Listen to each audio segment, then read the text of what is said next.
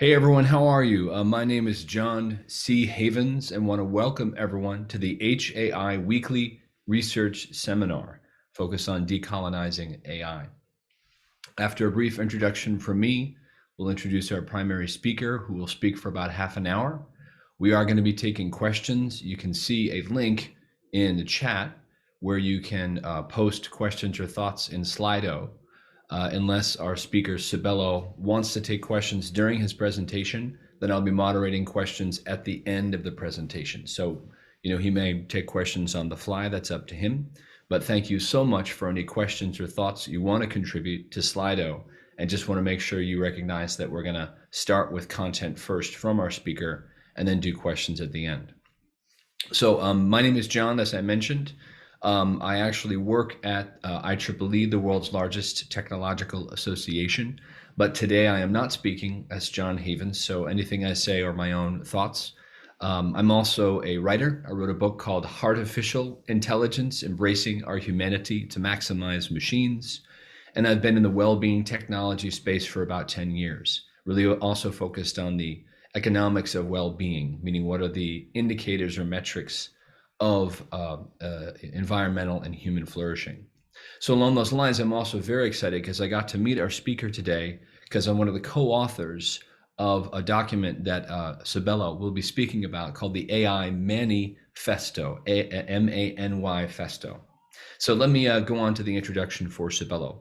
I am really genuinely thrilled. I consider him a friend to introduce our speaker, Sabelo, and I'm going to mispronounce his name. I tried right beforehand. I know I'm still going to mess it up, but nope, I already got it wrong. Sabelosethu Mhlambi. Yeah, so there it goes. All right, Sabelo, you can mock me once you start. Anyway, Sabelo is a practitioner fellow at Stanford's at Stanford's Digital Civil Society Lab, the Stanford Center on Philanthropy and Civil Society, and a research fellow of ethics and technology at Harvard's Berkman Klein Center for Internet and Society. Sabelo's work focuses on the intersection of human rights, ethics, and technology. And I told him I was going to say this. Sabelo, your paper that came out a couple of years ago about Ubuntu ethics and this idea of partnering or complementing rationality with relationality is still one of the top 3 papers I've read in the past 3 years. However, in his talk today, Sabelo is going to explore the varying views on decolonizing AI and also describe what that term means if it's new to you, and the question of whether a decolonial framing can address broader socio-economic issues of power and agency within the creation and use of AI. The talk will build upon work from the work that we did in the AI Colonial Manifesto process with a number of amazing participants. And we're going to share a link to the manifesto in the chat. Before we begin the presentation, a few logistics details. You can use the QR code on the screen to ask questions through Slido, as I mentioned, or you can click on that link that will be in the chat room, or should be in there now. And again, afterwards, after Sabelo speaks for about 30 minutes, we'll take questions, and we're going to end really pretty tight on the hour, which will be 2 o'clock Eastern, and I believe 11 o'clock Pacific. So that's all for me until after the presentation. Sabelo, over to you, and thank you so much to you and to our colleagues at Stanford who put this presentation together. Really appreciate their time and energy putting this together. Sabelo. Thank you so much, John, for that wonderful introduction. And it's a pleasure to join you all and talk about this emerging movement that broadly can be described as decolonial AI. And so I can imagine there are a number of questions and thoughts on exactly, what does this mean and why is it important? Why should it matter to us? And, what are some of the objectives really with this movement? And so, in this talk, I'll be discussing, well, exactly what does decolonizing AI actually mean and why it matters. I will also share some of the drawbacks and benefits of using colonialism as a metaphor and also using decolonialism as a framework of critique. But however, to really convey why Decolonizing Ai matters or should matter as a framework of critique. I will also include a brief historical overview of colonialism in order to best frame decolonial AI. And if colonialism is a suitable metaphor and having been implemented in such a global scale differently and in different communities, is there also a variety within the decolonizing movement itself? Does it play out differently in different parts of the world, in different continents? And if so, if there is a variety, just like how there was a variety in the historical colonialism, do these movements diverge? Do they meet? Is there a point of convergence? And lastly, I will share a brief overview of where decolonial AI currently is, where it stands, and where it might be going, and where it's headed, and how we can all participate in decolonizing AI. Now, the first big question that I think stands out to many people, and probably some of you in this audience, is that, wait, are we talking about colonization? Are we saying that there is, modern colonization is actually taking place even today, or that its effects as they still play a non-negligible role in society and within tech? And I can understand the apprehension that sometimes is behind this question, because colonialism can be argued was a significant stain on the human record. It was unjustifiable and indefensible just then, and it was also indefensible as it would be today. So to therefore associate the legacy of colonization with the origins of AI, its current ecosystem, its culture, in how we think about AI, how we build it, who it's built for, and how it's used to create realities, to create windows, worldviews, experiences that are locally designed, locally conceived, but globally deployed. It's difficult at times to connect those two and say that there is a direct correlation between the historical colonization with what we're seeing today regarding the use of AI. However, I hope you can all maybe lay aside any apprehension, if there is, or not receive it in any negative light, because this is not so much a condemnation of particular individuals or even say cultures or nationalities. But really the key point here of concern is this condemnation of structures and prevailing worldviews that end up consuming artificial intelligence and how it's used. So to do so, we can first start with a brief overview of colonialism and how it applies, or how it might apply to this metaphor, this framework that we're now using to talk about AI. Now, colonization, of course, began in the late 1400s in Latin America and in the African continent. And so it's a wide and broad history, and I'm sure many on this call are familiar with that history. So I won't really dwell on that, but I'd like to maybe fast forward a little bit into the 1950s and the 1960s. And I'd like to start in the African continent. I favor this as a starting point because there's some work that has emerged in the past few years that really connects the racialization of Black Africans. For example, the development of biometric technology in South Africa and how that has had global consequences across the rest of the world. In this case, we'll be looking more into the 1950s and 60s in Ghana. So this is a time where Ghana, which was a British colony, has just recently received its independence in 1957, I believe. And the first president, Kwame Nkrumah, writes a book in 1966. And in his book, which is entitled Neo-Colonialism, he suggests that although Ghana has received its political independence, it hasn't quite received its economic independence, right? And so this is sort of the main foundation that it starts with, the economic independence, the ability to shape one's life, the ability to have some type of autonomy in one's decisions, not to be sort of held by an economic system. So he identifies this as sort of the new age colonization. We're being colonized by this new economic system. This economic system propelled by, according to Kwame Nkrumah, by global corporations. Okay, so this is Ghana, West Africa. And let's go about 20 years or so into Zimbabwe.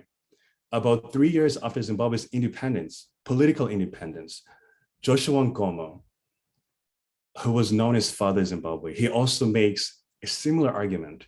And he's saying, hey, we just got the political freedom, right? We fought for about 10, 15 years for political freedom. But now we realize that even if we have this political freedom, we still don't have economic freedom. Like there's still something missing. In other words, our political freedom is sort of incomplete without this economic freedom. And so this is the new colonization that Nkrumah is talking about in the 1960s, who comes up with the term neo-colonialism. And Goma is using a similar idea that there's something missing really here. And then we can go about a few years now after South Africa becomes independent, where a South African philosopher in 1999 or 2000, he's writing about colonization and the Ubuntu philosophy. And he goes further to say, well, even human rights, the human rights frameworks that we have, even those are still incomplete without this idea of economic freedom. So we can begin to identify that within this colonial metaphor, there's this idea to have one's economic freedom, the ability to express your desires economically, the ability to shape your life. And so Nkrumah's argument is really focused. Nkrumah, Goma, Ramose Mugabe from South Africa.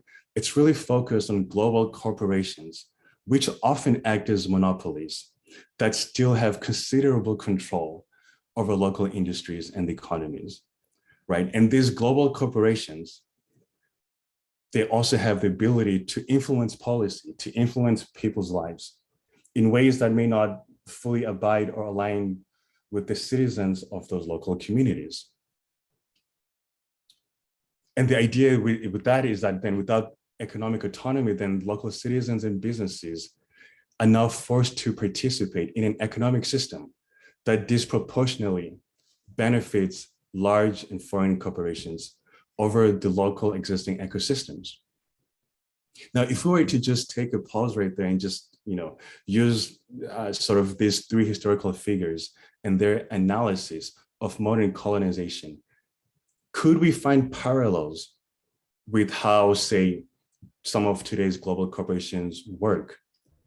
Do we know today of any global corporations, tech global corporations, that might have that might control local industries and shape local economies, right? Do we know corporations that can influence public policy, whether it's within the United States or within Europe, or maybe it's through within the global South?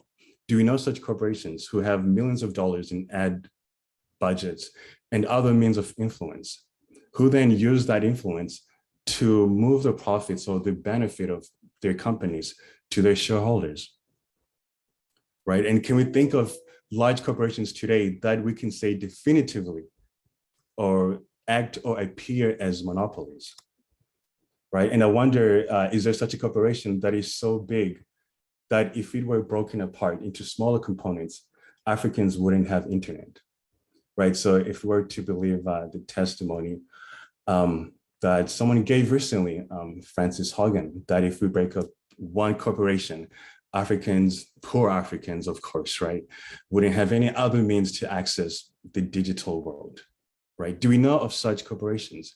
And can we say that these parallels do apply, that there is some type of connection there, right?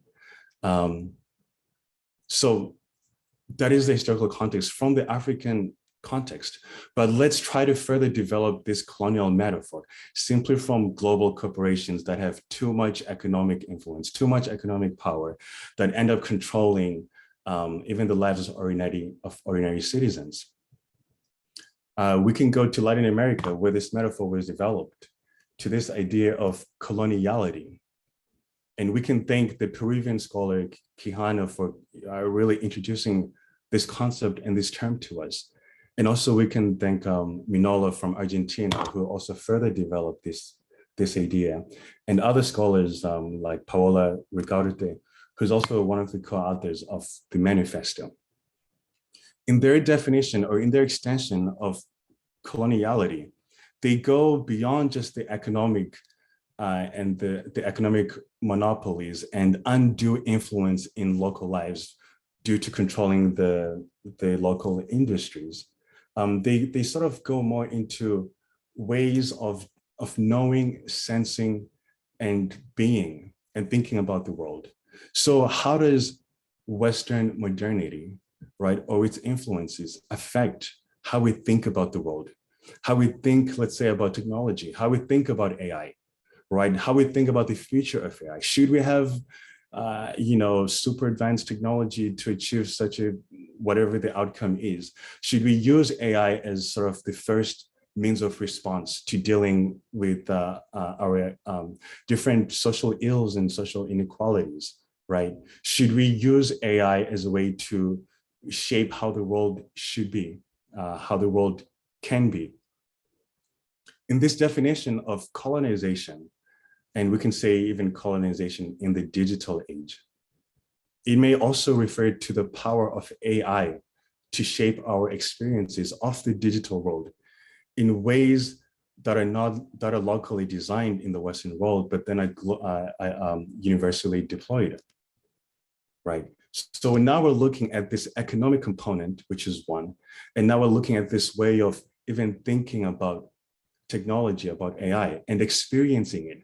How does technology that is designed often without the local understanding, the local needs of local communities, right? How does it end up shaping how they view the world, how they experience the world, how they interact online, how much information they have about each other, and what are they giving up to in order to have these so-called benefits, right? So in this definition, we're looking more at the ways of thinking, the knowledge systems, right?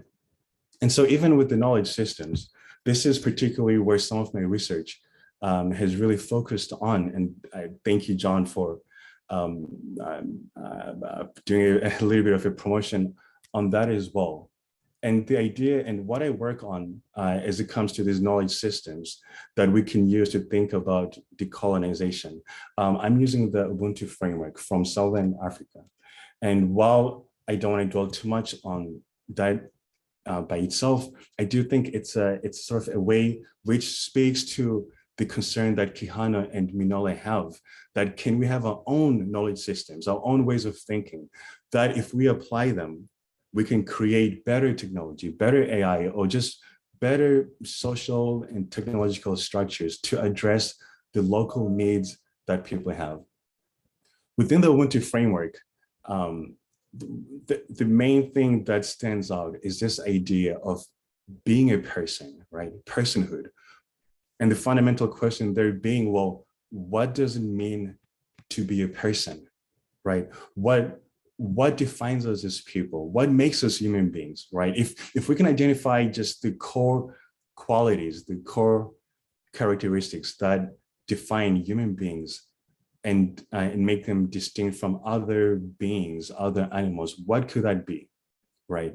And so generally and broadly speaking here, we can find that going from the classical philosophers and some of the European philosophers, that this idea of being a person has always, more often than not, centered on the idea that being a person, really, maybe the most distinct factor is this ability to be rational, right? To have a rational mind.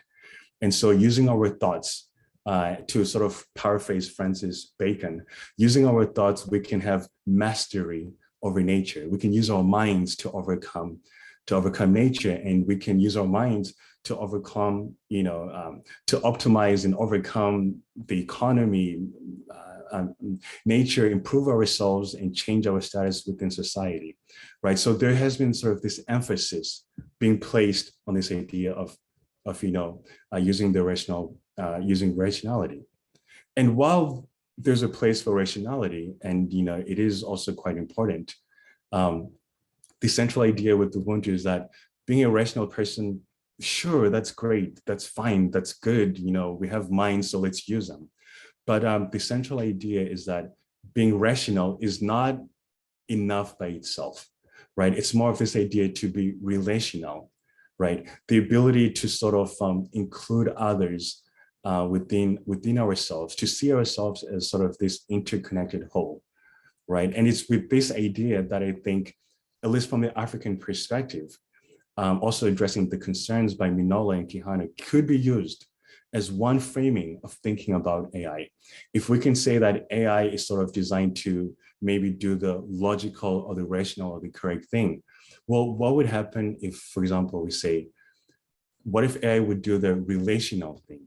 Or can we create structures that are relational, right? Can we have different processes in how we create artificial intelligence and how we deploy it that encourage this interconnectedness, where we wouldn't have the justification to create a system, say in Silicon Valley, and then deploy it globally and expect it to work, or to create a system even here within the United States and expect it to work without biases, right? And so this is one framing that looks closely into that, and also tries to dispel the idea, even an idea about, well, maybe we need just too much data, but it's more about sort of the social structures themselves, the social relations, right? So far we've described two components of colonization, which is sort of the foundation of our metaphor, of our framework of decolonizing AI.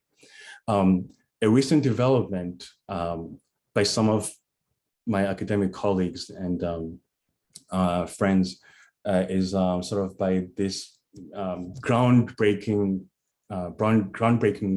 book, which talks about sort of the cost of data connection. It's a book by Mejias and Nick Coldry. And they've made the above points. They've talked about how there's this sort of economic monopolies, these giant corporations that are having too much or undue influence within society. And they've also talked about how, because of this giant scale that they have, they're also able to kind of sort of shape how people experience data, how they connect to each other, what they know about themselves versus what the companies or the corporations know about them as well. And one contribution that I really find very fitting from what Nick Coldry and Mejias have sort of contributed is this idea of this large extraction, different ways of extracting data within the global south and within other parts of the world that is similar or reminiscent to how colonization was also designed to extract data. I mean, to extract resources, natural resources, extracting bodies and transferring them transferring the wealth rather to corporations and their stakeholders at the expense of also local communities, right? And so we can also ask ourselves the same question today. Can we identify other such companies, other such corporations that today exist in ways that we can say are definitely extractive? The amount of data that they're extracting from people, might outweigh the benefits to those people. And so based on this just, quick overview of colonization, we find that it's definitely economic. It's definitely about knowledge systems. Who controls the knowledge systems? Who controls how we think about AI? How we think about the ethics of AI, right? What ethical systems should prevail or can prevail, and what ethical systems are not being included? What human rights frameworks, and ways of thinking about human rights should matter. And also we're talking about the actual literal power, not just economic power, but the technological power and might of these corporations to extract data, to extract value, and to then disproportionately distribute that value elsewhere. If we can then sort of use this as a framework, then I would like to believe and suggest that, then this is sort of then a metaphor that aptly describes what we're seeing today.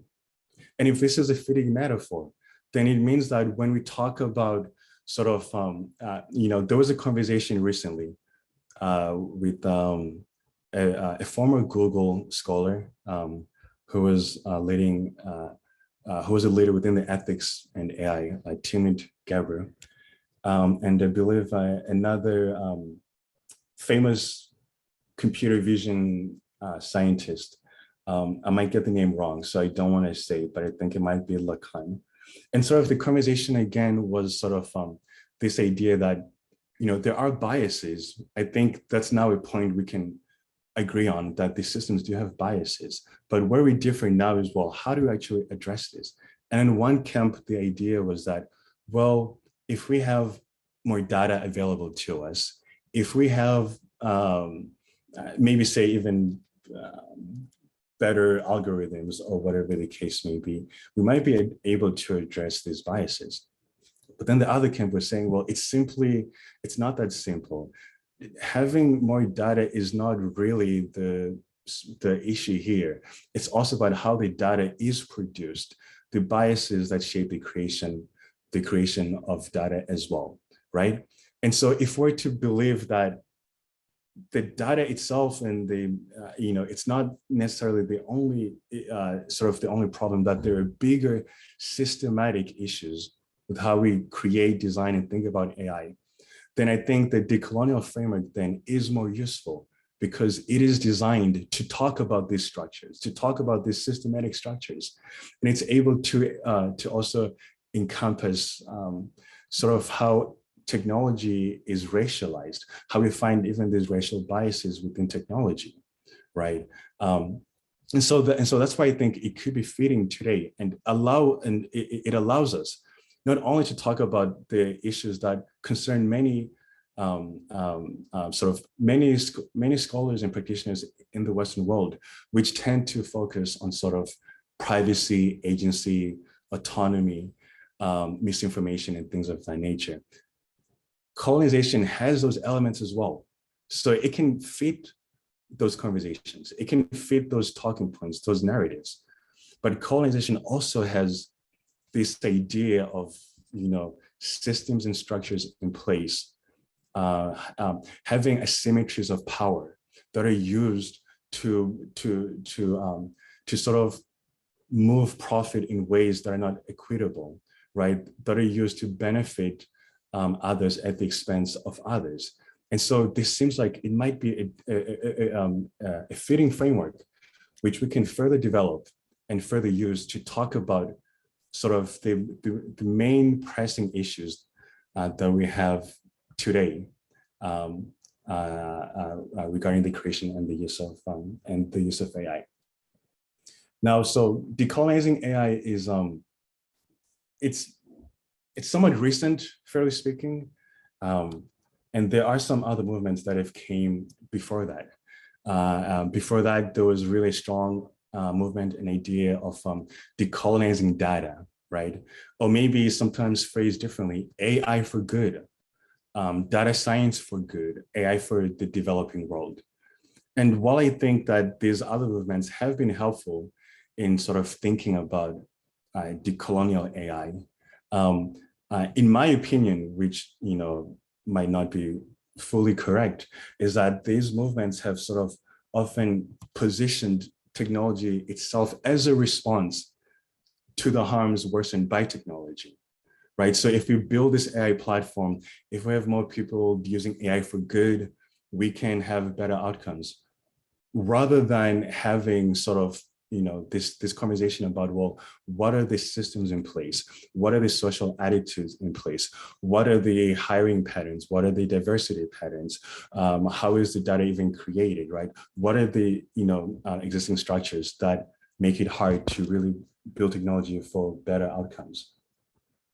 Another similar movement that is also happening right now is this sort of non-aligned AI movement, a movement that Juan Ferrer Ortiz has been working on considerably. And it's the idea coming sort of from the global South that in the face of sort of like these colonial-like scale of big tech companies, the excessive privacy, the excessive misinformation, and just the other harms that we can somewhat agree on. The idea is that there are some nations and communities in the global south who are not looking for like any of these models that seem to be sort of the standard. They don't want this model of too much data extraction, too much privacy invasions, or even this idea of surveillance capitalism. And so they fundamentally reject that model. But they're also saying that they understand that there are other models, such as maybe, let's say, how the Chinese might use AI. And they're saying, well, we also don't want to lean towards that either, right? But we want to have sort of this conversation where we can work together to try to have, an ecosystem where multiple ecosystems, where many worlds can exist, where many worldviews can exist, where communities can have their own agency in designing their own systems, in shaping how they're designed, in shaping how they're used. And I think this is probably a point where we will sort of have to converge at to sort of have a meaningful, to meaningfully address the harms and biases that are worsened by artificial intelligence. And so this idea of many worlds existing in one sort of brings me to then this idea of the manifesto. And the manifesto, I think, more so or less reflects where the current conversation around decolonizing AI currently stands. And where it stands right now, it's that there is convergence on the three above points that we talked about, the points of sort of these global large companies that have an economic monopoly, that shape policy, that shape people's lives. And that secondly, these corporations can also affect how we view the world, how we think about the world, whether it's through echo chambers or other forms. And then that, these corporations have such power to massively withdraw value from local communities, right?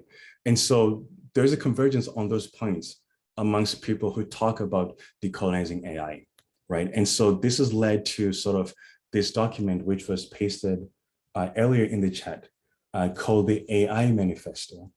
And if somebody can post it again, I'd appreciate that.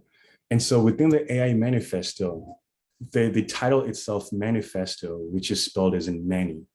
And so sort of maybe indicating many manifestations. It's the idea that, well, there are different ways to think about even how to decolonize, right? So for example, if we look at the historical colonization itself, it happened differently and in different parts of the world.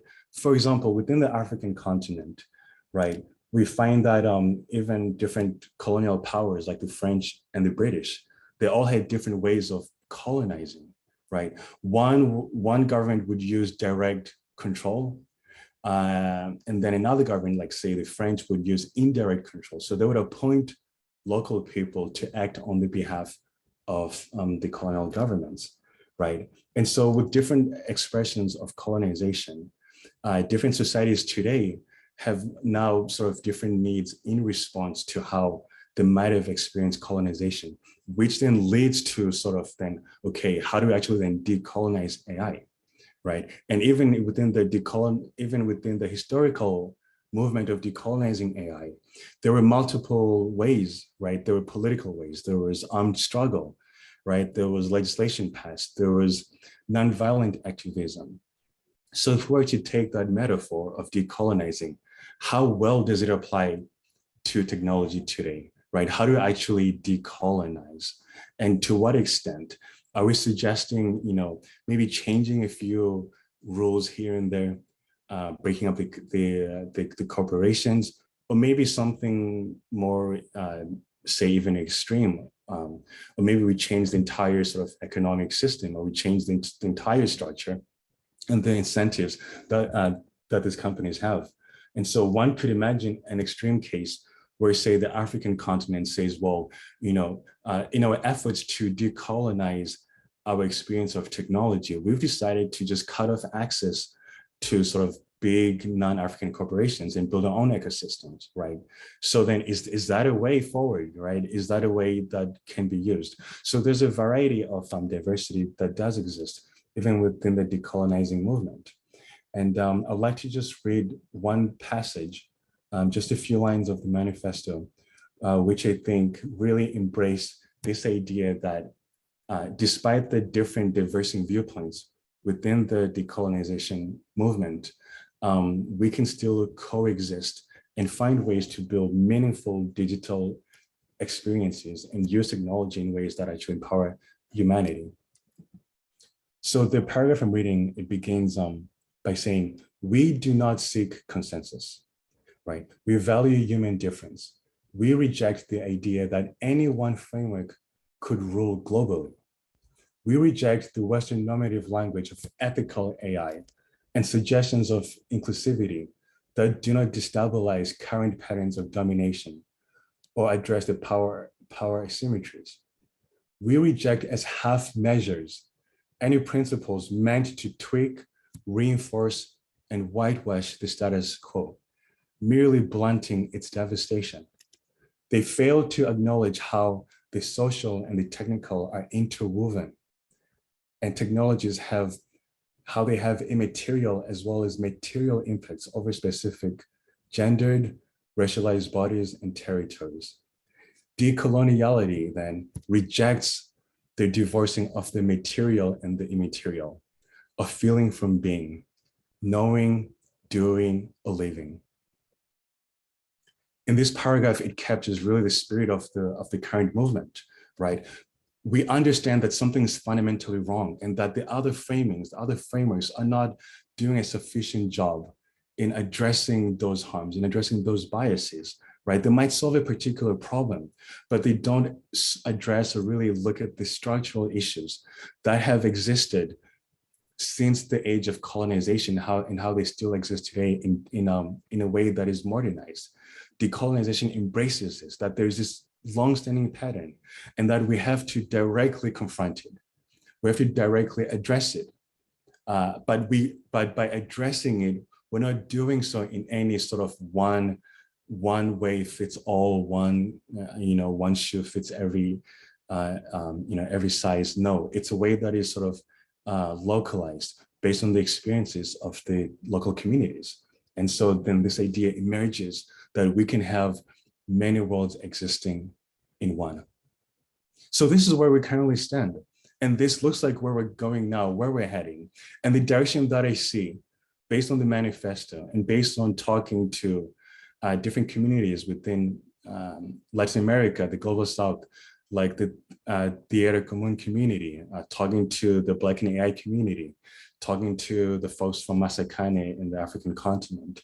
Now the idea emerges that, well, we can then create our own ways to manifest this spirit of the manifesto, where we're saying we have to address these outstanding problems in a way that is realistic and in a way that is direct.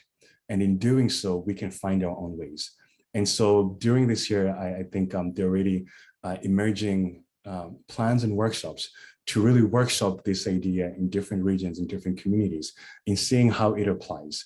And by the way, there's a mailing list on the website for the Decolonial AI Manifesto, where you can join and also stay informed about some of these movements that are taking place and why they matter so much, and how we can all participate.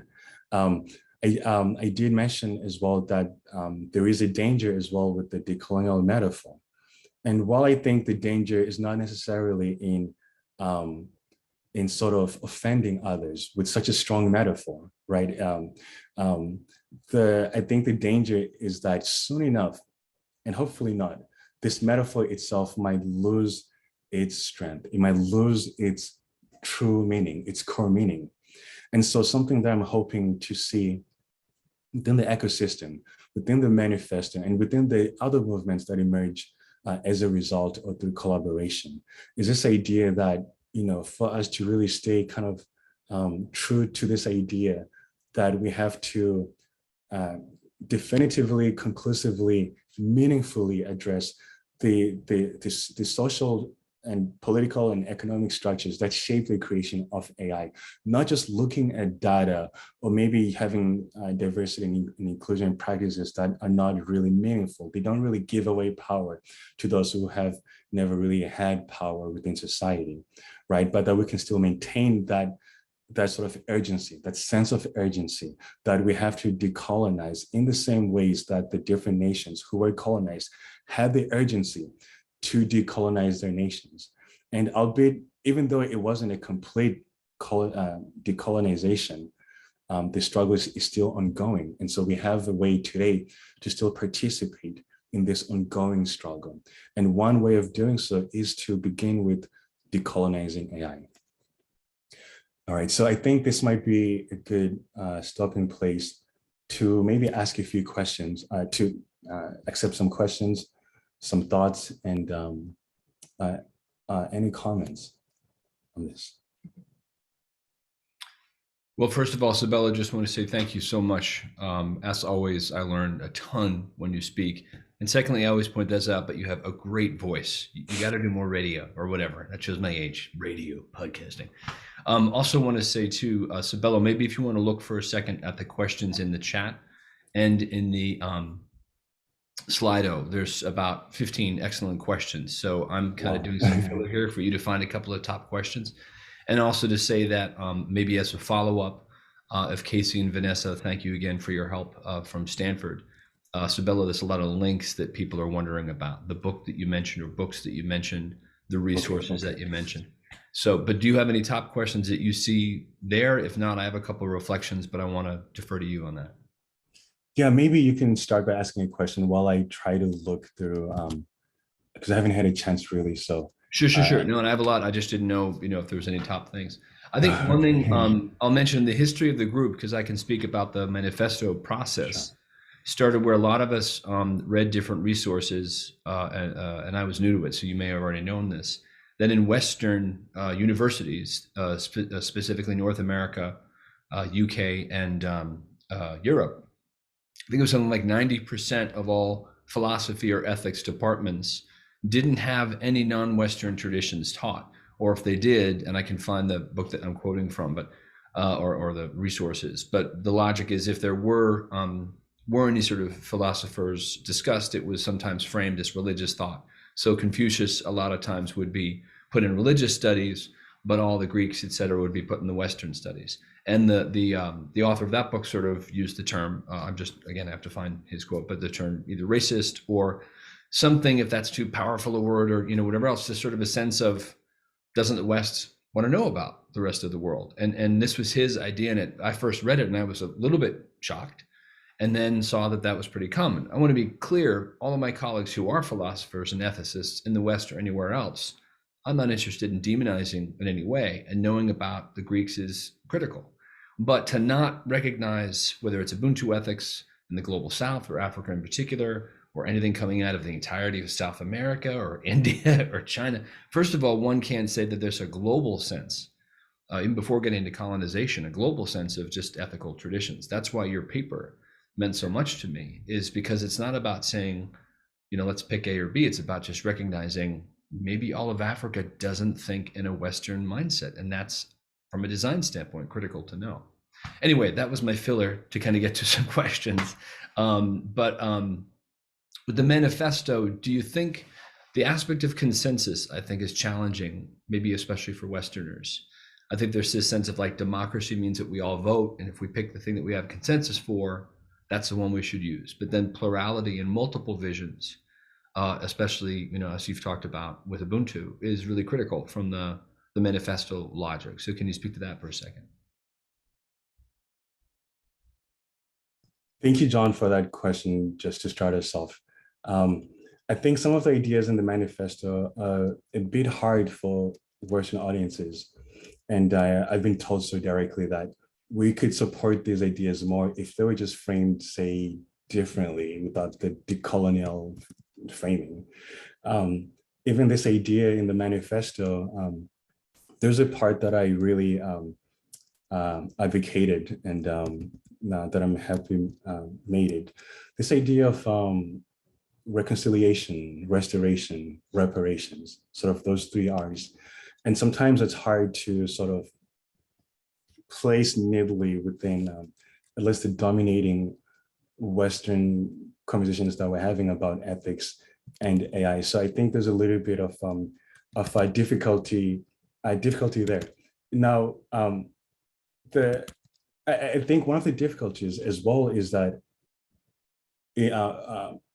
when we use a decolonial framework, right, it's hard to argue against colonization. No one would publicly today, not many people would publicly say, you know, colonization was great. It was great for the world. No one would really publicly say that. Maybe they might feel that, but they wouldn't, because they know it's indefensible, right? But when we're talking about data and, you know, well, then now, you know, it becomes more, or maybe talking about, yeah, you know, racialization or like something similar to that, it becomes easier to say, well, it's just a data issue. And so there's really, you know, there's not a consensus. But colonization puts people, I think, in a corner where they have to really, there's no other way to kind of get around it. It's like the almost cornered in. And I think that sometimes creates this idea of like, well, then there must be oppressors, and then there must be the oppressed, there must be perpetrators. And then Western philosophers, the oppressors, Western tech people, the oppressors. So I think that often makes it hard to really talk about these core issues, which is that, no, really, it's just the structures that exist. We find them to be really oppressive, and that, you know, unless we talk about them, there really isn't a way to advance and to move forward. And though I have some good questions, they're all good questions, but I have a couple I can ask you, unless you have one you want to cover next. No, please go ahead. I'm still having a hard time parsing. Yeah, I know. I'm sorry. I didn't mean to be like last minute. Hey, you just talked for 40 minutes and now you find my friend. I just, you know, wanted to defer to you. Yeah, I just love what you said in the sense of too, and there's been some great points, you know, this is my perspective, you know, technology is not necessarily good or evil, right? The algorithms in one sense, but it wasn't until I was on a call with my day job with IEEE where I heard a young guy from New Zealand who's of the Maori tradition, an indigenous tradition, talk about the aspects of 1 and 0 of certain types of code, frames a sort of rationalist kind of either or very kind of dualistic mindset. Now, again, I'm just saying what he said, that for his tradition, or at least his, you know, Maori is a very broad tradition, a lot of different strains, for lack of a better term, that the sort of sense of this, you know, any algorithm using that larger mindset would feel colonialist to him or extractive. And there, that was deeply helpful for me, because it wasn't saying Westerners are evil or code is bad, but it was this thing that, like, even when the word bias is addressed from an English speaking audience or Western like myself, and all the quote, you know, positive biases, you know, all the negative ones are removed, without understanding the end user, without understanding the people that you're trying to reach and bringing them into the design process, you simply just don't know. How would you know? But not knowing is not an excuse, right? Unintended consequences don't mean you get to be ignorant, right? And I don't mean stupid. I mean, like, you're going to be working with someone in Africa, get to know Ubuntu ethics. Like, it's not that hard, you know, it's, anyway, I'm paraphrasing again, but I will get to another question. And I hope it's okay to share her name. It's a dear friend named Bobby Rakovna. And she put her name in the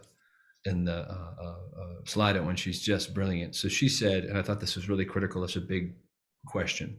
Could you share a decolonial AI lens, Sabelo, on the impact of AI and technology more broadly on the growing environmental crisis? Great question. Yeah, so with this, with the question about the environment and the climate, I really find inspiration in Paola Rigaudet's work, who also is one of the framers of the Manifesto, who talks about countries like Ecuador and, say, even South Africa.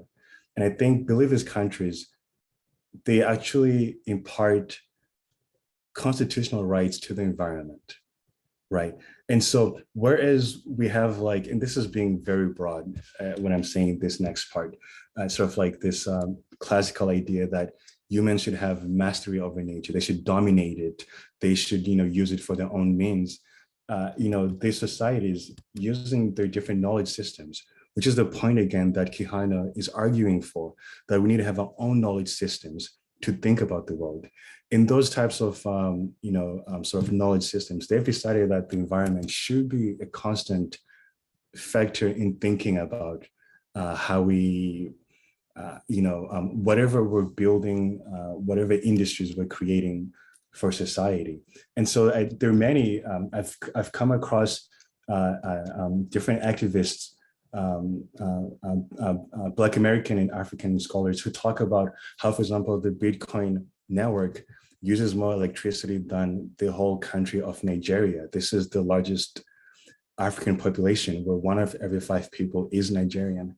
And so, they talk about, well, is this technology even useful in how it actually harms the environment, and how it's just like a misallocation of resources. So then if I were to apply that type of sort of like these knowledge systems where the environment is like a full citizen, a first-class citizen, then I would think that it becomes a bit easier to then extrapolate how we can then use this within the creation of AI. When we're building these large foundation models, the GPT-3s and so forth, and all this extensive training, the different cloud environment costs, what is the real impact to society? I mean, at least to the environment. So then it then starts to fall under sort of like this critique, sort of like a decolonial critique, where we're saying the prevailing wisdom that has been imparted from the West to us, that this is how we should create technological societies and improve our economies and our lives, is actually harming our first-class citizens, which in this case is the environment. And there's a question that I saw as well that I think I might add to this. Somebody asked how to embed decolon. Let me just paste it as well to the chat so others can see it as well. So somebody asked how to embed decolonization and decentralization in artificial intelligence models in all senses, ontological, economic, and cultural. So at least when it comes to sort of like wider senses beyond like the technological, even how we think about AI, its purpose, understanding that we all have biases. If I bring biases, even as I'm sharing with you this idea of decolonizing AI, right? And so a social way to sort of embed this decolonization framework is to say that, well, my biases are not more correct necessarily or better necessarily, and they need to be sort of then informed by other perspectives that others bring. So then, well, how do we make this tangible then, right? So then it's besides the hiring, and it's besides just trying to bring more diversity. It has to also look at questions of power, right? So in the creation, how is power distributed? Okay. Now then, in the application, in the use of AI, right? When different communities then use these systems, right? How are they being empowered versus how are they having their power removed from them, right? And so then this is now, attempting to sort of decolonize in that sense. My favorite way of sort of decolonizing, or how at least how Ubuntu might apply in a meaningful way, is that it fundamentally argues that, my worldview is always incomplete, right? There can never be a moment where I create a system that should work globally fine with no problems across any society, because it's essentially saying I am a human being because, or through other human beings, I only see through others, if I can even paraphrase it even more simply. And so I think that idea, that apprehension that even before I create something, right, to just fundamentally know that it's already almost flawed already, and only to reduce the flaws that already do exist, then I have to bring others into that process. So how we go about the funding, how we go about the hiring, how we go about the diversity, and then how we think about these models as it's sort of not like while many AI people would argue that these are not there was a time, right, where like mathematicians such as Leibniz believed that you could actually have like a mathematical system that can actually give you like a cause and effect that can actually describe that was logical in the sense that you can determine causality between different events. While many people wouldn't agree with that view today, at least within this community, I think within society the idea still prevails that AI is somehow doing the right thing. It's somehow doing the correct thing, and that I think that's an emphasis on rationality is like this as like this hallmark of like what makes us human, this idea that we can think things through.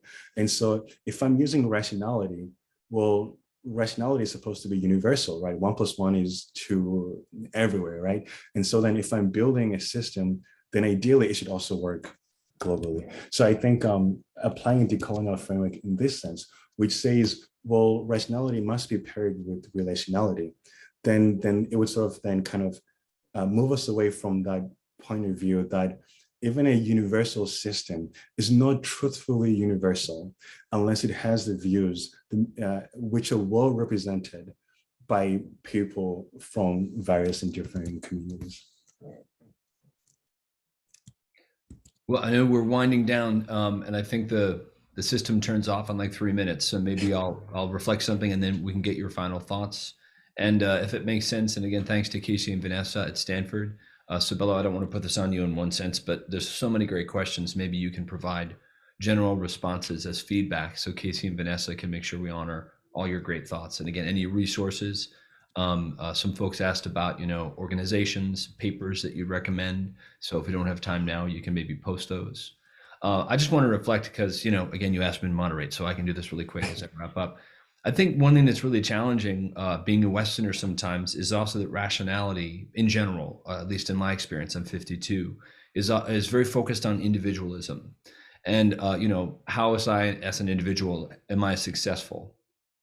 And in general, where there's metrics that mainly say growth, exponential growth, or money, or whatever else, just to be simplistic, or how one is successful, there's not really necessarily then room to have relationality. I'm being very general. We all have families that we love and stuff.